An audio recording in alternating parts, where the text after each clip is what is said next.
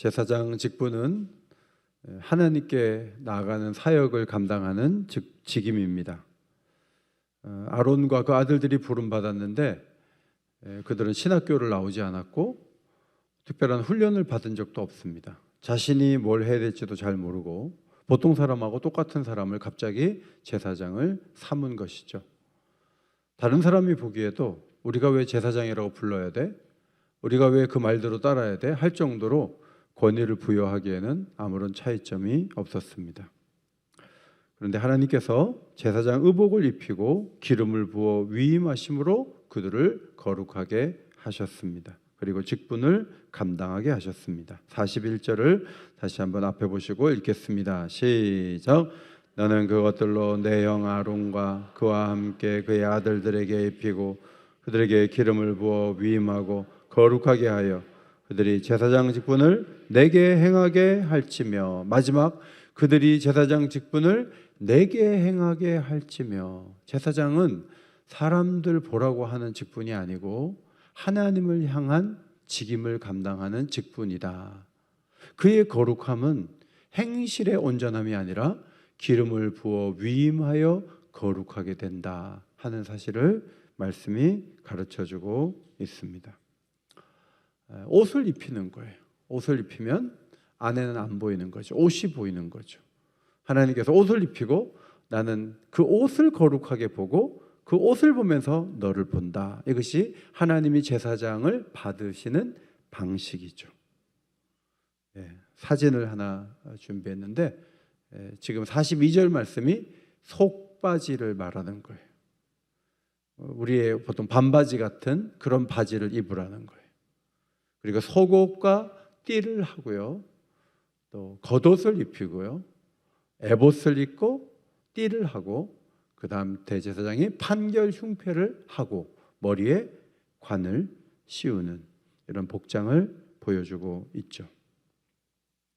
제사장이 선하고 열심을 내는 것도 중요하지만 1차적으로 중요한 것은 제사장 옷을 입고 나타나서 일을 해야 하는 것이죠. 제사장은 복장을 하지 않고 성소에 들어가면 갑자기 죽을 수도 있어요. 이 규례는 제사장들과 그의 후손이 영원히 지킬 규례라고 말씀해 주셨습니다. 아론과 그 아들들에게 제사장 옷을 입히라고 이렇게 저렇게 말씀하신 것은 그들이 죽지 않도록 하기 위한 하나님의 선제 조치였습니다. 자신들이 일주일 동안 기도만 하고 왔다. 근데 제사장 옷을 안 입었다. 그럼 죽는 거예요. 아무런 죄를 지은 것이 없이 한 달을 보내고 와도 제사장 옷을 입지 않고 일하다가 보면 죽어 있어요. 하나님이 저들을 받으시고 섬김을 받는, 영광을 받는 가장 기본적인 준비가 뭐예요? 제사장 옷을 입고 들어가는 거예요. 중요한 것은 제사장 옷만 입으면 다 되느냐? 그렇지는 않아요. 레위기 10장에 보면 아론의 두 아들 나답과 아비후가 다른 불을 향로에 붙이다가 죽었어요. 제사장 옷을 입었겠지만 하나님이 명하신 대로 하지 않고 실수로 했는지 잘 몰라요. 그런데 그 다음 그 문단에 보면 10장 9절에 아론에게 하나님이 아들을 둘 주고서 막 슬퍼한 제사장에게 이렇게 말하죠. 너와 내 자손들에게 회막에 들어갈 때에는 포도주나 독주를 마시지 말라. 그리하여 죽음을 면하라. 아마도 불을 잘못 붙였던 것은 술을 먹은 것 같아요. 헷갈린 거예요. 술을 먹은 데다가 다른 불을 붙였으니 왜 안 죽겠어요? 죽어버린 거죠. 그러니까 제사장으로 사역할 때는 제사장 옷을 입고 하나님 원하시는 방식으로 제사를 지내야 돼요. 그렇지 않으면 죽는 거죠. 우리 모두는 왕 같은 제사장이 되어서 영적인 의복을 갖추고 주님 앞에 서야 되는데 로마서 13장 14절을 같이 앞에 보시고 읽겠습니다. 시작. 예수 그리스도로 옷 입고 정욕을 위하여 육신의 일을 도모하지 말라. 두 가지를 말하고 있어요. 첫 번째, 예수 그리스도로 옷 입으라. 예수 그리스도로 옷 입으라. 예수 그리스도를 옷 입으면 하나님이 우리를 보실 때 아들처럼 보는 거예요. 우리를 거룩하게 보시는 거예요. 그 옷은 우리의 성실과 최선보다 더 중요해요. 예수님을 믿고 있고 예수님을 의지하고 예수님을 내 마음에 모신 사람이 된 것은 내가 지난 일주일 동안 한 번도 빠짐없이 경건하게 살고 많은 말씀을 대하고 전도를 많이 하고 그런 것보다 더 위에 있는 개념이에요. 예수님이 옷 입는 건 첫 번째로 가장 중요한 거예요. 우리의 행위를 섞어 붙여도 그것이 99.9% 중요하고 우리의 행위는 약간 따라 올라오는 거죠. 그러나 두 번째로 정욕을 위하여 육신의 일을 도모하지 말라. 자, 예수님 옷을 입고 나서 자기를 위해 사는 사람 많아요. 그러지 말라. 두 번째 명령하는 것은 정욕을 위하여 육신의 일을 도모하지 말라. 따라합시다. 정욕을 위하여 육신의 일을 도모하지 말라. 네, 며칠 동안 평생 그렇게 해야 된다는 것이죠. 그런데 우선적으로 중요한 게 뭐예요? 예수 그리스도로 옷 입는 거예요. 뒷부분 너무 신경 쓰다가 앞에 거 잊어버리고 작게 만들면 안 돼요. 항상 그 앞에 그리스도로 옷 입는다는 이 축복이 훨씬 더 강력하고 큰 은혜라고 하는 것이죠. 그래서 그리스도께서 이루신 희생 제사를 통해 우리가 정결케 된다는 사실을 신뢰해야 돼요. 루터가 로마의 어떤 계단에 가서 무릎으로 기어 올라가다가 이래 가지고 이것이 사람의 죄를 깨끗게 하느냐, 이 고행이 사람을 깨끗게 하느냐, 아닌 거죠. 그걸 깨달았어요. 로마서 말씀이 번뜩이면서 종교개혁을 하게 된 거예요. 1차적으로는 그리스도의 피, 그리스도께서 우리를 위해서 십자가에서 죽으신 은혜, 이것 때문에 우리를 하나님이 받으시는 거지, 지난주 한 주 동안 열심히 우리가 뭘 했다고 우리를 받으시는 게 아니라는 거죠. 이번에 제가 데이빗 조지 선교사님, 파키스탄 사람인데 이분하고 만났는데 이분에게 참 배울 점이 뭐냐면, 이분이 학교를 2개를 세우고요, 교회를 개척을 했고 정말 훌륭하게 했어요. 훌륭하게 하고 학교 하나를 질 때는 너무 땅을 깊이 안 파고 시작을 해서 다시 처음부터 다시 하라고 그랬대. 원칙대로 하라. 그래서 학교 건물도 잘 짓고 교사들도 운영을 잘하고 너무 잘해요. 그래서 제가 선교사님에게 아니 한 10여 년 역사인데 너무 사역을 참 잘하셨네요. 제가 칭찬을 여러 번 했어요.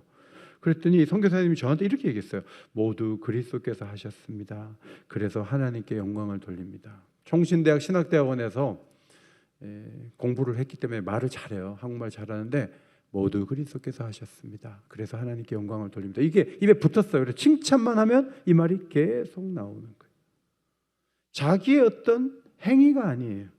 하나님이 하게 하셨고 하나님이 도우셨다는 거예요. 그리고 모든 경우에 잘된 것을 통해 하나님께 영광을 올려드립니다. 여러분, 이런 고백의 반대 고백이 뭔지 아세요? 너무 자기의 잘못에 매여 있는 거예요. 자기가 너무 부족하고 자기가 뭐 한 게 없고 이번 주도 새벽기도 몇 번이나 빠졌고 맨날 그런 얘기하는 거예요. 자기도 피곤하고 남도 피곤하게 만들어요. 그건 좋은 게 아니에요. 예수님을 자꾸 바라봐야죠. 우리는 부족하지만 주님이 하신 것이 얼마나 큰데, 주님이 이룬 것이 얼마나 놀라운데, 주님이 한 것을 계속 고백하고 그분께 영광을 올려드리는 게 중요해요. 따라합시다. 나는 부족하지만 주님이 소망을 주셨습니다. 믿음을 주셨습니다. 기쁨을 주셨습니다. 힘을 주셨습니다.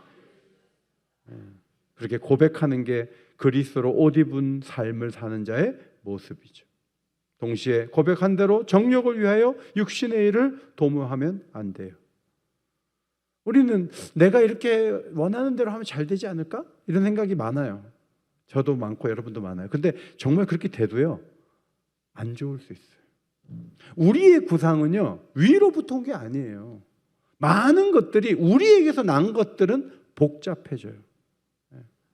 플라스틱이 굉장히 발명품이지만 플라스틱 갖고 오는 수많은 문제들이 있어요. 그건 자연적인 게 아니잖아요. 인위적으로 막 화학적으로 만들어가지고 미세 플라스틱이 막 공중에 떠다니고, 지금 구름에도 미세 플라스틱이 많다고 그러잖아요. 사람이 만든 것들은 굉장한 문제점을 다 가지고 있는 거예요. 정말 좋은 것들은 뭐냐면 위로부터 오는 것들이에요. 위에서 오는 것을 받아야 교회도 새로워지고 은혜의 세계가 문이 열리고 하나님이 역사하실 줄 믿습니다. 이것이 위로부터 오는 놀라운 축복이에요. 내가 좋은 대로 사는 것이 좋은 게 아니에요. 내가 유익하다고 생각을 아무리 해도 그것이 해로울 수 있어요. 위에서 주시는 은혜와 지혜가 아니면 우리는 하나님 앞에 온전히 설 수가 없죠. 갈라디아서 3장 27절에 누구든지 그리스도와 합하기 위하여 세례를 받은 자는 그리스도로 옷 입었느니라. 여러분, 세례 받으셨습니까? 그러면 그리스도로 옷 입은 거예요. 오늘 그리스도로 옷 입었다 그러니까 나는 아직 안 입었는데 그러면 안 돼요. 세례를 받는 것 자체가 그리스도와 연합한 거예요. 제가 이 옷 안에 들어가 있잖아요. 예수님과 연합하는 것이 세례 받은 거예요. 그래서 이미 세례를 받은 사람은 그리스도로 옷 입은 자예요. 하나님이 여러분을 보실 때 지난주에 못한 것만 보시는 게 아니에요. 오늘도 주님 앞에 나왔습니다. 그리스도의 피로 저를 정결케 하시고 기도하면서 하나님이 여러분을 볼 때 예수님을 보는 거예요. 정결하신 예수님, 의로우신 예수님, 그분을 보시는 거죠. 자신의 아들 그리스도의 희생을 보며 허물 많은 우리 모두를 기꺼이 받아주시는 거예요. 그래서 그리스도로 옷 입었다는 것은 뭐예요? 고속버스 탈 때 탑승권하고 비슷해요. 탑승권. 전날 고속버스 터미널에 오기 전에 선행을 많이 했냐고 물어보지 않아요. 탑승권이 있으면 일단 타는 거예요.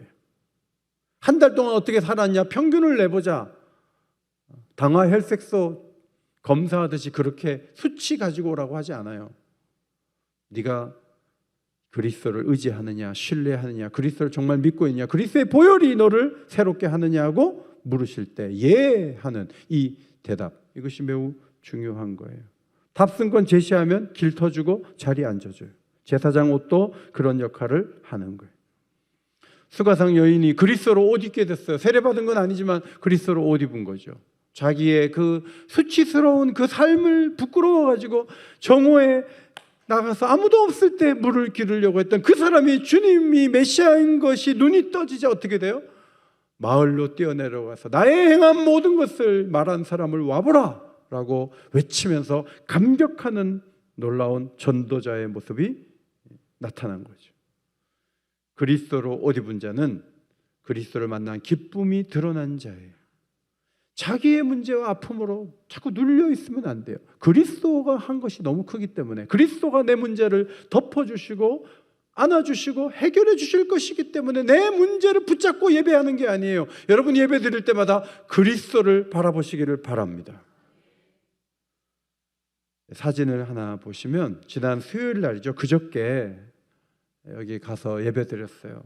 이쪽에는 전부 여성들이 쫙 앉아 있고 히잡을 예배 드릴 때는 쓰고 거릴 때는 그냥 벗더라고요.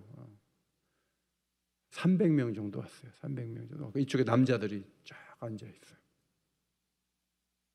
여러분 이분들이 수요일 날 예배 드리고 헌금 순서를 가졌어요. 그냥 보나마나 선교사님이 그러세요. 저기 서 있는 선교사님 저한테 그래요. 저희 한국 돈으로 300명 모이면요 헌금이 3만 원이 안 나. 한 3만 원도 안 돼요. 그래요. 여러분 그러면 한 사람당 100원씩 드리는 거예요.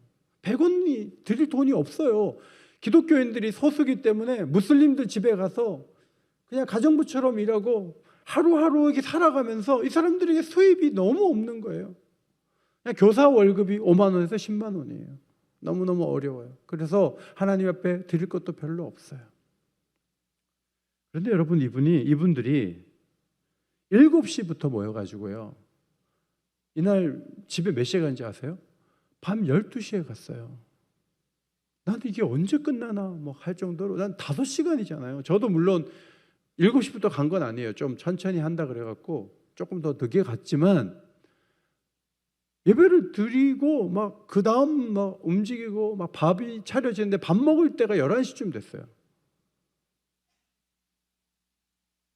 제가 놀란 건 뭐냐면 저 뒤쪽에 있는 저 뒤에 있는 남성 연세 드신 분이 손을 들고 기도를 하는 거예요. 그리고 마음을 다해 사람들이 막 찬양을 하는데 우리가 들어보지 못한 찬양, 영미권의 찬양이 아니고요. 저쪽 인도의 어떤 고유한 음악 같아요. 그런데 제가 처음 들어보는 노래인데 그들이 찬양을 하는 거라 나중에 알았어요. 시편 노래라고 하더라고요. 그런데 그 노래를 부를 때 300명이 똑같이 힘을 다해서 찬양하는데 저는 앞에 앉아가지고 이렇게 보면서 아니 앞에서 힘을 다해 찬양하고 뒤에서는 찬양을 안 하는 게 우리의 모습인데 이들은 앞이나 뒤나 똑같아. 전부 기도하고 전부 찬양하는데 300명이 똑같이 막 움직이는 거예요. 너무 놀랐어요. 야, 어떻게 저렇게 기도하고 찬양할 수 있지? 아까 뭐 우리 교회도 보니까 찬양 인도하시는데 찬양 열심히 하시더라고요. 근데 미안하지만 우리보다 훨씬 크게 하더라고요. 그분들은. 그래서 감격스러웠어요. 집에 돌아오니까, 숙소 돌아오니까 그 근처인데 12시 반이에요. 11시에 밥을 나누는데 그냥 한 1,000원 정도의 양고기 볶음밥이라고 하는데 양고기는 안 보이고 그냥 기름만 묻어있는 그런 걸 시켜가지고 반찬 없이 그냥 쫙 나눠갖고 먹더라고요. 위층에서 남자들이 먹고 아래층은 여자인데 여자가 더 많은데 여자가 더 좁은 데로 가서 먹고 남자들은 너무 적은데 넓은 데서 먹고 뭐 좀 차별한다 이런 생각이 들지만 어쨌든 최선을 다해 예배를 드리고 예배 끝나자마자 막 사람들이 몰려오기 시작했어요. 그리고 자기가 여기가 아픈데 기도해 달라고. 저는 이런 어려움이 있는데 저를 위해 기도해 달라고 막 줄을 서는 거예요. 병원에 갈 돈도 없으니까 병원에 가면 고칠 수도 있는 병도 있겠죠.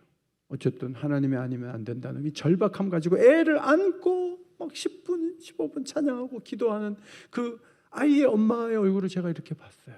야, 우리는 저렇게는 안 하는데, 저렇게는 못 하는데 놀랍다. 그래서 저는 사실 뭐 도움을 주러 간 거지만 그러나 참 3% 기독교, 97% 무슬림 속에서 이 사람들이 살아남는 비결이 예배에 있구나.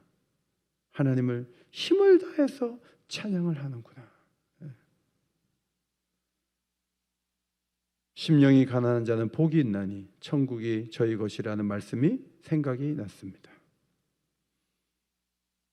여러분, 가난한 사람들이 뭐가 기뻐서 그렇게 노래하고 그렇게 막 감격스럽게 5시간 동안 교회 와가지고 있다가 수요일 날이에요. 그런데 여러분 놀랍게도 수요일 날 300명, 주일 날 300명이에요.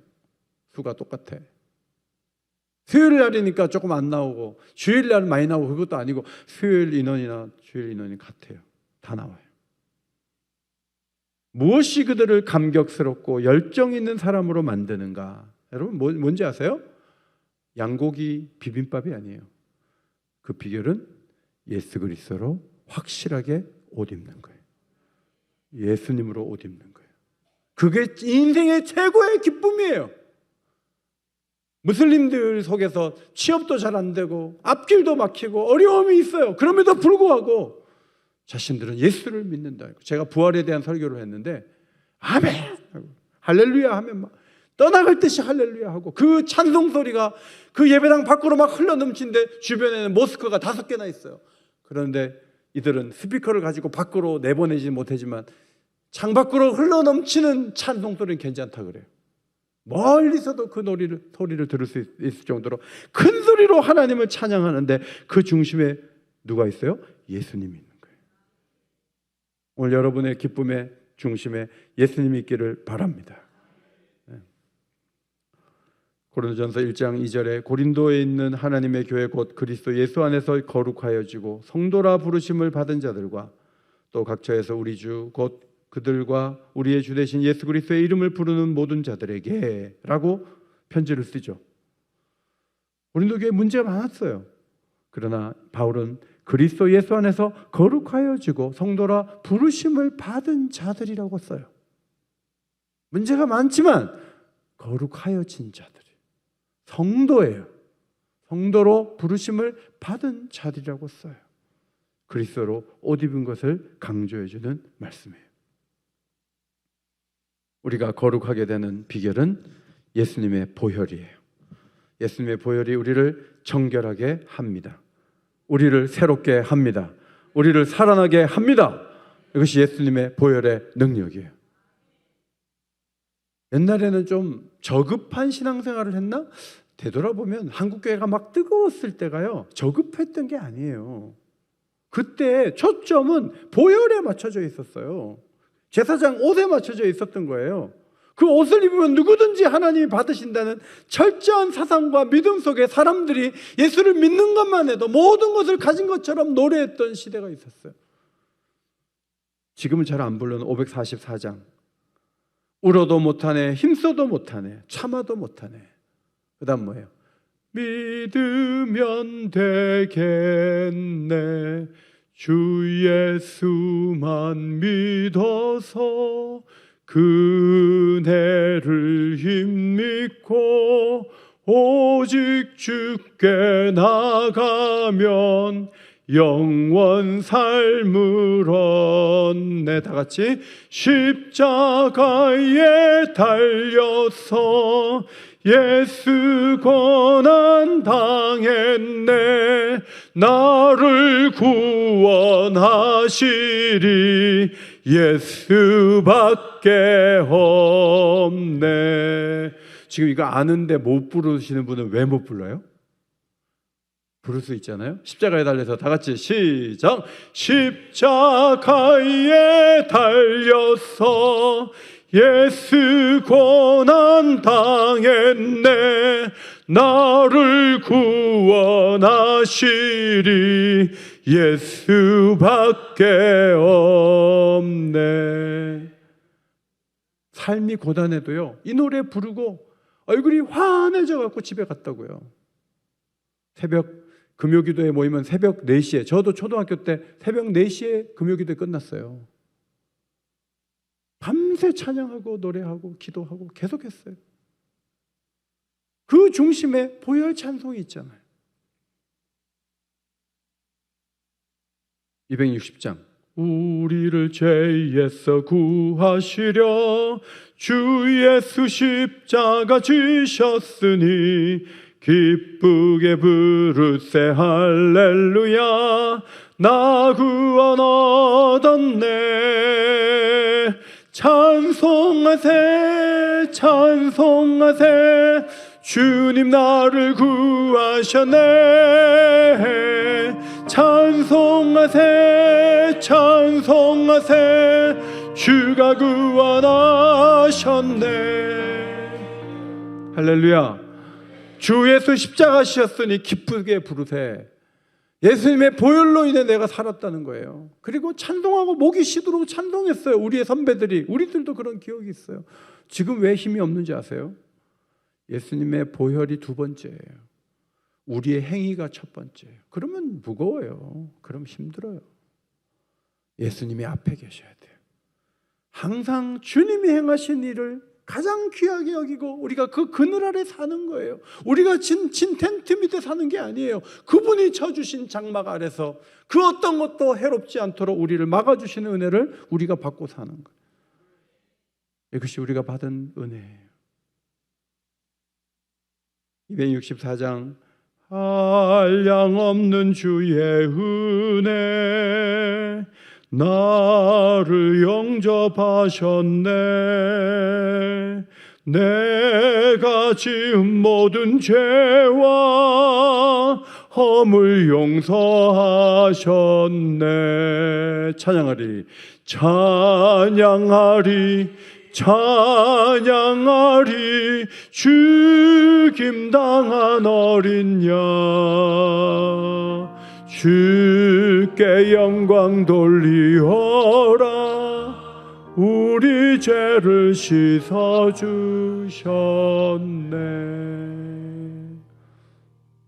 제가 가서 찬양을 여기저기서 불렀는데 이제 곡조도 다르고 우리가 잘하는 찬양도 거긴 전혀 몰라요. 근데 한 자매가 와서 목사님, 자기 찬양 부르는 걸 너무 좋아하는데 목사님이 찬양을 부를 때 제 마음에 하나님이 큰 은혜를 주셨어요. 그리고 감사하다고 하고 가더라고요. 이 가사를 이해 못해도요, 찬양을 할 때 성령이 우리 마음에 부어주시는 거예요. 그래서 힘을 다해서 노래하고 찬양하고 주님을 높여야 돼요. 여러분이 자꾸 원인을 딴 데 찾지 마세요. 아, 보혈에 집중하지 않았구나. 제사장 옷을 입지 않고 어제 선행을 행한 차원에서 자꾸 제사 드리려고 했구나. 이건 안 좋은 거예요. 하나님 원하시는 모습이 아니에요. 다시 한번 한국 교회가 보혈의 노래를 부르기를 소원합니다. 보혈의 노래를 부르고 보혈의 메시지를 선포하고 보혈을 중심으로 가는 거예요. 그러면 성령이 기뻐하세요. 그리고 성령께서 그 공동체에 복을 주실 거예요. 요한복음 7장을 보면 예수님의 동생들이 초막절에 갈릴리를 떠나 유대로 가서 자신을 나타내세요. 형 똑똑한데 왜 여기 있어요?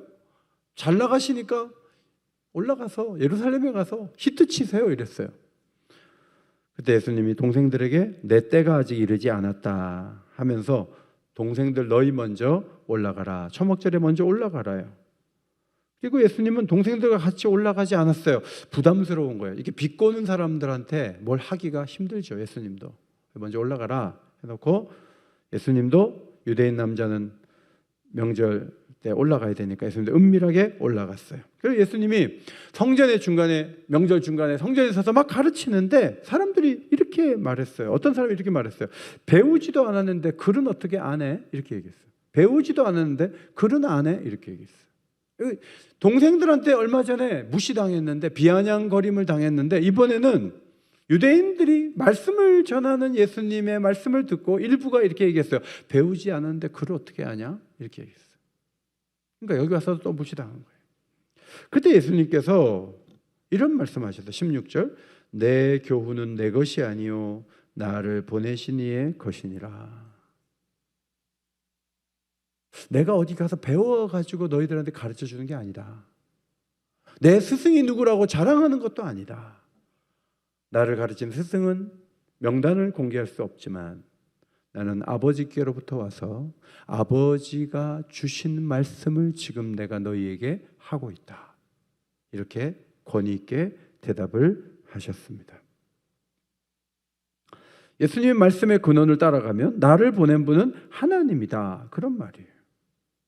그러면서 주님이 하신 말씀은 뭐냐면 내 음성을 듣는 사람은 하나님의 뜻을 행하려고 듣는다면 이것이 아버지께로부터 온 건지 내가 그냥 자의로 하는 건지 금방 알게 될 거야 하시면서 이 말씀의 뿌리가 나인지 아버지인지 어떻게 알 수 있느냐, 스스로 하는 말인지 위로부터 받은 말인지 아는 방법이 하나 있다라고 말씀하면서 이런 말씀을 하십니다.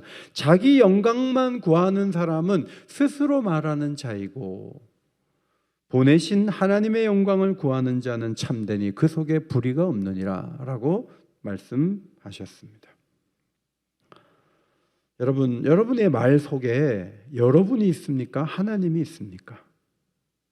어떤 말을 많이 할 때 그게 하나님의 진리를 드러내고 하나님께 정말 영광을 올리기 위한 말입니까? 아니면 내 주장을 펴고 나를 드러내기 위한 말입니까? 예수님은 하나님과의 연결성과 하나님을 드러내는 말이 아니면 그건 스스로 하는 말이라고 설명해 주셨습니다. 그리고 말의 뿌리가 되신 아버지를 밝히시고 그분의 뜻을 따라 행동하셨죠. 성경이 귀한 이유가 뭐예요? 사람이 썼어요, 이 성경은. 그러나 이것은 하나님 말씀이에요. 이 하나님 주시는 이 말씀이 너무너무 귀한 거예요. 제가 지난 주일에 홍해 얘기를 하고 오늘 홍해 얘기를 하고 다음 주에 홍해를 얘기해도 괜찮아요. 왜? 그건 하나님 말씀을 하기 때문에 그래요. 제가 혼자서 말하는 어떤 제 자랑이나 제 주장을 지난주 얘기하고 이번 주 얘기하고 다음 주 얘기하면 듣기 싫어요. 그냥 안 하는 게 좋아요. 그러나 하나님 말씀은 살아있고 운동력이 있어서 지난주에 말씀을 한 걸 오늘 말해도 되고 오늘 말한 걸 다음 주에 말해도 그 말씀은 살아있는 하나님 말씀인 줄 믿습니다. 이거는 정보의 신선함에 따라서 좌우되는 가치가 아니에요. 이 말씀의 뿌리, 이 말씀, 성경은 매우 중요한 거예요. 성경을 근거로 말하고 성경을 근거로 사역하고 성경을 기준으로 사람을 사귀고 성경을 기준으로 판단하고 뭐라고 말씀하셨는지 알아야지. 성경을 모르면 뭐라고 하는지 모르잖아요. 그래서 어떤 얘기를 들을 때 이건 성경적인데 이건 비성경적인데 이거 판단이 서잖아요. 왜? 성경을 읽어놨으니까. 성경이 판단의 기준이 작동하는 거죠. 그러니까 매일 성경을 읽어야 되고 이 말씀하신 바를 내가 행하고 있는지를 계속 묵상하면서 점검하면서 말씀의 기초를 따라 살아가는 것은 매우 중요해요. 잠언 4장 13절 앞에 보시고 같이 읽겠습니다. 시작. 훈계를 굳게 잡아 놓치지 말고 지키라. 이것이 내 생명이니라. 여러분, 굳게 잡아. 가방이 있는데 하나는 그냥 버릴 거, A4지 버릴 거, 복사한 거 버릴 거 집어넣는 가방이 하나 있고, 또 하나는 중요한 서류가 있어요. 거기에 돈도 들어요, 수표도 들어있어요. 여러분, 그 가방을 이 손잡이 잡을 때 느낌이 다를 거 아니에요? 너무 중요한 서류를 넣은 가방은 꽉 잡겠죠. 절대 놓치지 않으려고 좌우를 살피면서 그 가방을 드는데 최선을 다할 거예요. 하나님의 훈계는 굉장히 소중하다는 거죠. 이걸 굳게 잡고 놓치지 말라. 그리고 그 가운데 기록한 대로 다 지켜 행하라. 만나 사건을 지지난주에 말씀드렸잖아요. 5가지 말씀드렸잖아요. 그 중에 어떤 건 버리고 어떤 건 잡고 그러면 안 돼요. 안식일 전날은 2배를 반드시 거둬야 돼요. 평일은 또 그렇게 하면 안 돼요. 아침 일찍 나가야 돼요. 하나님 말씀하신 그 세밀한 부분들을 다 기억해서 그대로 하는 것이 굳게 잡아 지키는 행위인 것이죠. 그러면 그 말씀대로 살면 만나를 거두어 먹고 사는 거예요. 그 사람이 살아나는 거예요. 한 번의 신앙 고백으로 한 번의 신앙 고백이, 세례 받을 때 신앙 고백이 그리스도로 옷 입는 것이라면 훈계를 굳게 잡고 지키는 것은 평생의 삶의 태도예요. 훈계를 굳게 잡는 것은 뭘 꽉 잡는다는 뜻이 아니고 어제 했던 거 오늘도 계속 하는 거예요. 뭐 큰 변화가 없어도 하는 거예요. 그 중에 하나가 기도예요. 항상 기도하라. 쉬지 말고 기도하고 하나님 앞에 계속 나가라. 그거 계속 해야 되는 거예요. 계속. 제가 그 방콕 공항에서 갈아타느라고 거기 보니까 무슬림들이 기도 시간인지 라마단 금식 기간이잖아요. 그래갖고 기도 공간을 뭐 수리하는 것 같아요. 거기서 앉아가지고 그냥 사람들 다 보는데도 막 기도에 집중하는 분들이 계시더라고요. 여러분, 그들의 기도와 우리 기도는 게임이 안 되죠. 우리는 살아계신 하나님 앞에 기도하는 건데, 무슬림들이 공항에서 그렇게 뭐 폼 잡고 막 기도한다 그래서 뭐 그들을 돌봐줄 신이 어디 있어요. 그들은 그들의 열심을 낼 뿐이고, 그들은 오히려 복음 사역을 막고 하나님 하신 일을 어둡게 만드는 그런 신을 찾는 거죠. 그런 기도는 사실은 더 좋은 결과를 가져오기는 어렵다고 우리는 봐요. 그런데 우리의 기도를 보면 우리의 기도도 상당히 맥이 없고 희망이 없을 때가 많아요. 뭐 기도를 했는데 무슨 아무런 변화도 없고 이게 뭐냐, 뭐 기도를 해서 무슨 의미가 있냐 이렇게 생각해서 기도 안 하는 성도들도 많아요. 그런데 기도에서 굉장히 중요한 부분이 뭐냐면 반복이에요. 반복. 훈계를 굳게 잡는 게 뭐냐면 기도에 있어서는 계속 기도하는 거예요. 낙심하지 않고 기도하는 거예요. 끝까지 기도하는 거예요. 응답 받을 때까지 기도하는 거예요. 하나님의 전능하심을 의심하지 않고 계속 기도하는 거예요. 그것이 훈계를 굳게 잡는 거예요. 근데 기도했다 안 했다 이거는 훈계를 그냥 가볍게 여기는 거죠.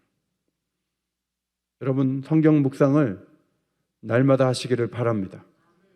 그걸 했다 안 했다 그러면 안 돼요. 제가 지금 맥체인 성경 읽기 월요일 분량을 하고 있잖아요. 월요일 날 제가 비행기 안에서 준비한 말씀이에요. 오늘도 오면서 오늘 분량 오늘 비행기 안에서 또 했어요. 성경 묵상을 했다 안 했다 하면 안 돼요. 그리고 그냥 무조건 읽어내는 거 아니에요. 성경은 하나님 말씀이기 때문에 이 말씀의 흐름을 타야 돼요. 이 말씀에서 갇힌 것들을 건지면서 내 삶을 조명해 보면서 성경을 어제도 읽고 오늘도 읽고 내일도 읽는 거예요. 내일 토요일이라서 안 읽는다? 그게 어디 있어요? 그거는 훈계를 굳게 잡는 게 아니에요. 훈계를 굳게 잡는 거는 월요일도 읽고 토요일도 읽는 거예요. 아침에도 읽고 저녁에도 읽는 거예요. 그리고 묵상하며 사는 거예요. 훈계를 굳게 잡는다면 하나님의 무한한 능력을 신뢰해야지 자기 문제만 집착하면 안 돼요. 하나님은 선지자와 사도들에게 명하시고 책에 기록한 말씀을 우리에게 주셨습니다. 그리고 그 책을 보면서 내 말을 기억하라고 말씀하셨어요. 그래서 이 말씀을 붙잡고 나가야 돼요. 예수를 믿은 지 오래됐는데 나는 별로 변화가 없어. 그거 왜 그런지 아세요? 훈계를 굳게 안 잡아서 그래요. 그냥 잡았다 안 잡았다 계속 그래. 기도했다 안 했다, 성경 봤다 안 봤다, 주일날 갔다 안 갔다, 헌금을 드렸다 안 드렸다 계속 그렇게 하니까 삶의 변화가 없어요. 꾸준하게 어제도 하고 오늘도 하고 계속 해야지. 하나님이 역사하시는 걸 믿고 끝까지 하는 거죠. 홍게를 굳게 잡는 거예요. 그러면 하나님이 일하지 않으실 수가 없어요. 데이비 조지 선교사님이 어제 그러시더라고요. 목사님, 저는 1시간씩 꼭 기도합니다. 그래서 이분이 기도하는구나. 새벽 기도 모임이 없는데 집에서 1시간씩 꼭 앉아서 기도한다. 그런 기도가 있으니까 하나님이 역사하시는 거예요. 은혜를 받을 수 있는 길은 열려 있어요. 그런데 내가 좋아하는 길 계속 걸어가면서 은혜를 받을 수 없었다. 그건 자기 책임이에요. 위로부터 주어지는 말씀을 계속 받고 그 말씀대로 살아가려고 애쓰고, 그럼 그 사람의 삶은 전혀 달라지게 되는 거죠. 갈라디아서 3장 8절 마지막으로 보겠습니다. 갈라디아서 3장 8절 시작. 아브라함에게 복음을 전하되 모든 이방인이 너로 말미암아 복을 받으리라 하였느니라. 하나님이 아브라함을 부르실 때 아브라함에게만 축복하려고 부른 게 아니라는 거예요. 모든 이방인이 아브라함 때문에 복받게 하기 위해서 그를 불렀다는 거예요. 그런데 유대인들이 이 사실을 잘 몰라요. 복음이 뭐예요? 믿음으로 의롭게 되는 거죠. 믿음으로 의롭게 되는 이런 방법은 모든 이방인을 깨우기에 아주 적절한 방법이었는데, 예수님이 오신 다음에 복음이 전파되고 이방인들이 주께로 돌아와서 복을 받도록 하기 위해서 오래전에 아브라함을 불렀다는 것이죠.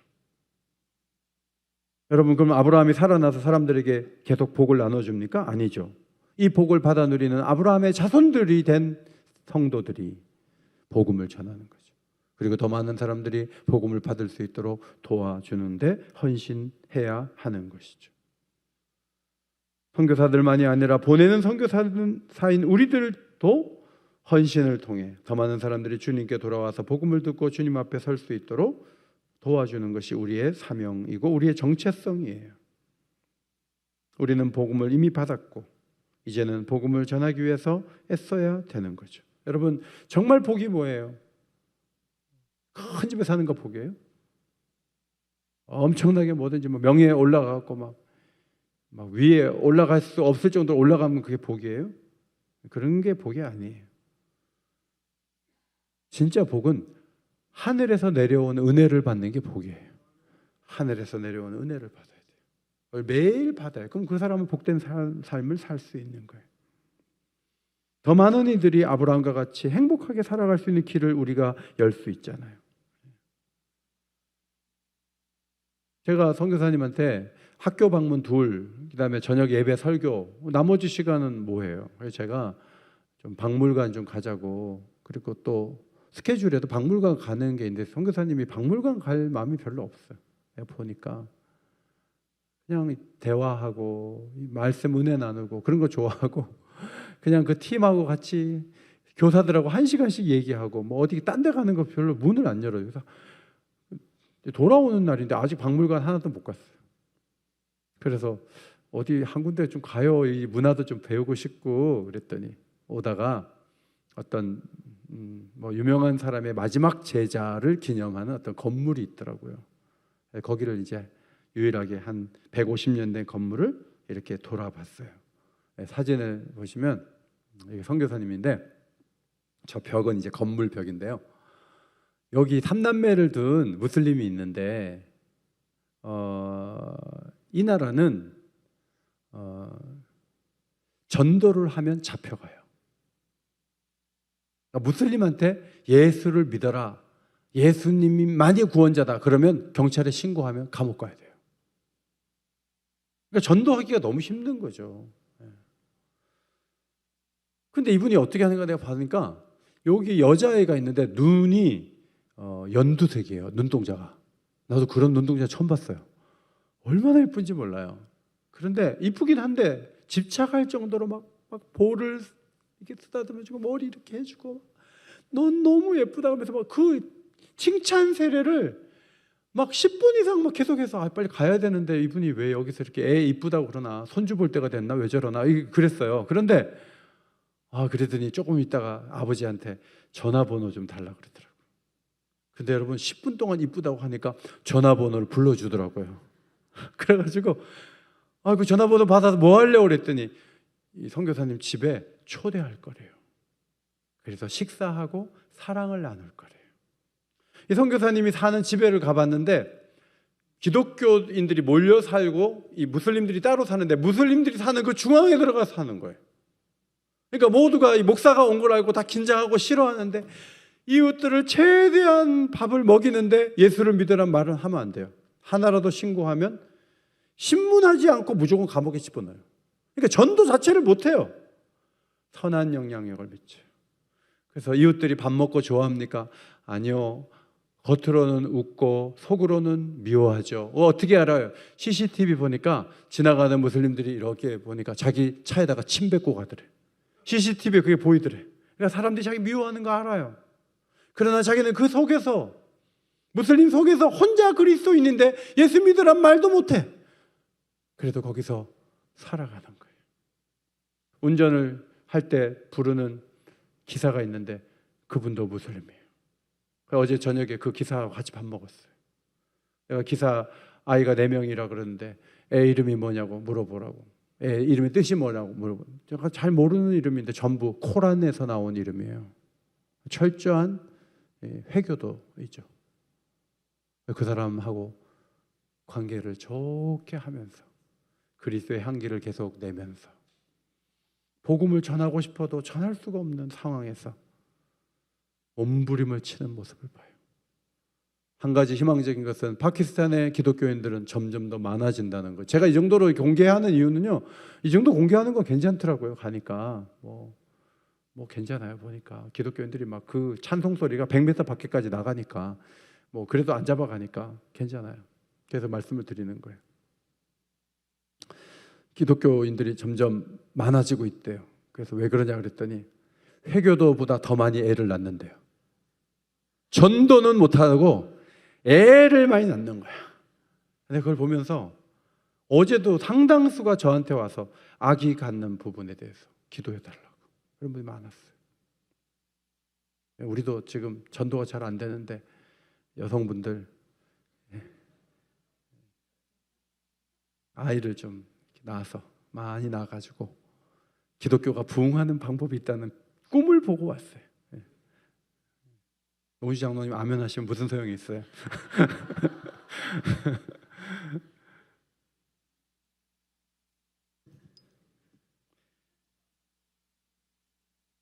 성령의 도우심과 사랑 안에서 얼마든지 앞으로 나갈 수 있다. 예수님은 놀라운 일을 행하신 분이시다. 이 사실을 앞세우고 위로부터 내려오는 은혜를 인식하고 은혜대로 살며 생명을 누리고 더 나은 길로 걸어가는 주의 백성들 다 되시기를 예수의 이름으로 축원합니다.